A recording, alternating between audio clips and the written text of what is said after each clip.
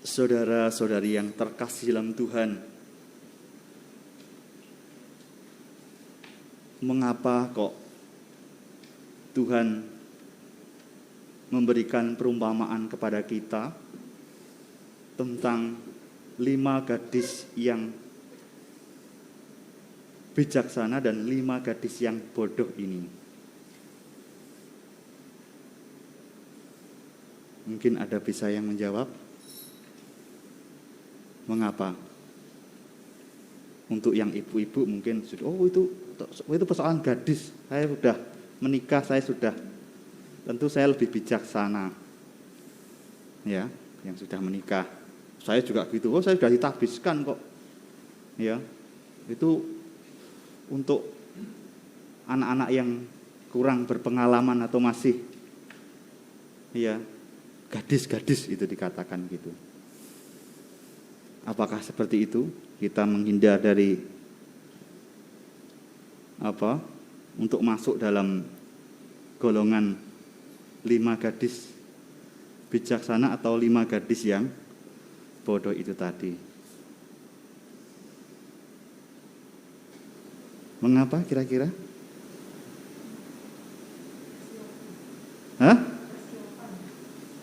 Oh, supaya kita buat persiapan gitu ya.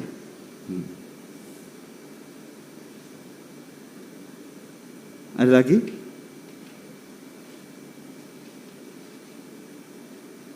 Dokter Hendro? Nah, ini dokter ini. Ya, selalu harus dalam hidup ini siaga dan waspada untuk mempersiapkan diri. Selalu siap siaga. Seperti dokter yang siap siaga gitu ya. Atau bisa dikatakan, ternyata bijaksana itu sama dengan siap siaga, gitu ya. Jadi cirinya orang bijaksana itu siap siaga, gitu ya. Jadi kalau sekarang siap siaga ya, bawa masker dan bawa hand sanitizer ya, itu siaganya itu ya. Ya, bingung. Harusnya sekarang bingung kalau ketinggalan maskernya ya, nanti ketangkep pas hunter itu ya, wah langsung di swab ya. Nah. Kalau saya ingin jawab karena sesuai dengan pengalaman saya. Karena saya pun itu seringkali kalau saya lihat kehidupan saya itu termasuk dengan gadis yang bodoh. Baru-baru ini saya juga mengalami kebodohan itu. Waktu itu malam-malam saya dari Ponorogo lewat tol dengan sopir saya. Sopir sudah bilang, "Romo, nggak ngisi dulu." "Oh, nanti aja di tol ada." Padahal sudah 2 strip, begitu masuk tol itu pikir saya 2 strip, sudah 1 strip indikatornya itu. Waduh, terus kemudian sampai di rest area Caruban, ternyata saya nggak ingat perumpamaan ini. Ternyata malam itu juga pom bensin itu tutup di rest area Caruban. Ya, itu persis sekitar hampir jam 12 tutup. Jadi pintu sudah ditutup sehingga saya tidak bisa mendapatkan BBM. Lalu apa yang terjadi? Saya pelan-pelan berdoa. Telat berdoanya ya. Padahal itu untuk perkara-perkara yang manusiawi saja. Kadang Anda mungkin itu bisa mengatakan kita ini bodoh. Baru kemudian kita menyadari, oh iya ya bodoh. Udah tahu perhitungan naik tol ya harus siap. Ya. Berbagai mengandaikan saja. Seringkali godaan kita untuk mengandaikan, mengabaikan hal-hal yang sungguh. Ya. Nah, itu bukan perkara keselamatan jiwa, tapi saya juga pikir saya kalau macet di tol itu kehabisan BBM, sepi, saya bisa dorong dengan sopir saya itu ya. Dan kalau saya bayangkan kalau macetnya itu persis di jembatan yang antara Nganjuk yang ada jembatan tol yang ada yang Sungai Berantas itu kan ngeri di situ. Agak naik situ dorong sebagaimana? Tengah malam. Begitu sampai Jombang, turun Jombang saja. Itu turun tol sudah plip. Aduh, ini sudah. Ya. Jadi saya katakan di dalam banyak hal perkara manusiawi yang bisa kita antisipasi. Kita harusnya lebih berjaga. kita harusnya lebih siap. Ternyata kita menemukan, tidak jarang menemukan diri kita itu tanda kutip bodoh. Nah, hari ini Tuhan mengingatkan kita pada hal yang lebih penting, lebih utama dalam kehidupan kita, tentang keselamatan kita.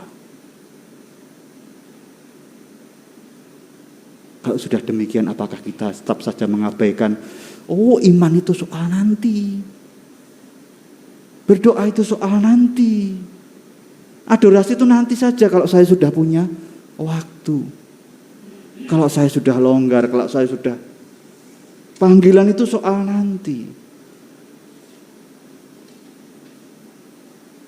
Jangan sampai kita seperti itu. Kalau kita perhatikan, sama antara yang bodoh dan yang bijaksana itu sama semuanya. Sama-sama, pertama gadis. Ya, jadi sama loh ya. Ini tidak artinya tidak orang tua, tidak orang tua, sama saja. Ya, bisa bodohnya itu bisa sama. Pastor pun juga bisa bodoh kalau dia berlaku seperti gadis yang bodoh itu. Sama-sama gadisnya. Tuhan tidak memberi perumpamaan yang beda. Ini orang tua, satunya gadis, enggak. Tapi sama-sama 5 gadis. Sama-sama dia mau mengharapkan kebahagiaan dalam hidup. Kita sama toh? Anda juga mengharapkan kebahagiaan hidup sama-sama. Ya. Juga mungkin sama-sama dibaptis dia menjadi Kristen, gitu. Katolik sama-sama dibaptis, sama-sama kita sama-sama duduk di sini, sama-sama merasa dipanggil Tuhan, sama. Mereka juga sama-sama menantikan mempelainya. Itu artinya kebahagiaannya akan datang nanti. Orang yang percaya, sungguh ini 5 gadis ini sama-sama percaya bahwa nanti Tuhan akan datang dengan membawakan kebahagiaan. Seperti kalau orang mau menikah itu. Kebahagiaannya di perjamuan pernikahan. Sama-sama. Juga sama-sama menunggu. Ya, tidak datang-datang dan akhirnya mengantuk. Sama loh mengantuknya ya. Anda kan juga sama tuh, Anda juga kadang sama-sama mengantuk. Romo kalau mau doa itu doa godaannya ngantuk Romo, ya ngantuk, itu gitu ya. Mau rosario itu Romo, pejamkan mata sudah dekluk gitu, itu godaannya gitu ya. Saya saja gitu kadang rosario tiba-tiba loh, saya kok masih peristiwa 2 perasaan sudah lama ini ya. Ternyata ya hilang gitu ya. Godaan-godaan itu sama, sama-sama mengantuk, sama-sama tertidur, sama-sama kadang juga kita tidak sadar dalam hidup ini. Sama. Tidak full 100% kita sadar terus, enggak. Ada saat kita ya tidak tersadarkan tertidur. Tetapi yang membedakan hanya satu hal. Ya. Soal apakah minyaknya cukup atau tidak sampai menyongsong kedatangan Tuhan itu. Apakah iman Anda cukup untuk menantikan Tuhan di dalam kehidupan ini? Tuhan yang akan datang, Tuhan, apakah cukup iman kita?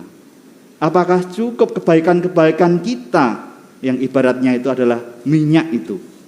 Sehingga terus menyalalah pelita kita sampai kedatangan Tuhan itu. Ya. Apakah cukup? Maka kita tidak usah berhitung cukup atau tidak. Yang penting kita isi saja. Kita isi saja penantian hidup kita ini dengan hal-hal yang berguna untuk keselamatan kita. Apa itu? Doa. Kadang orang gak percaya kalau doa itu berguna untuk keselamatan. Berdoa untuk berguna untuk ketentraman jiwa, berguna untuk kesembuhan jiwa, membebaskan dari pengaruh-pengaruh jahat. Kadang orang tidak sadar. Ya. Berdoa, berjaga, puasa, mati raga, berbuat baik terus dilakukan supaya minyak kita itu cukup. Jadi seolah-olah kita seorang gadis yang punya botol yang penuh dengan buli-buli minyak itu. Ini semua perumpamaan, tetapi kita sendiri yang harus mengisinya. Ya, saya sebagai romo nggak bisa ngiseni minyak, Anda nggak bisa. Mungkin hanya dengan homili gitu, nggak, nanti pulang sudah lupa ya. Tetapi tolong ya, diperhatikan apakah botol-botol di rumah itu penuh dengan minyak. Artinya apakah hatimu, hidupmu, masa penantian ini kamu isi dengan kebaikan, ya, dengan hal-hal yang membawa kita semua kepada keselamatan.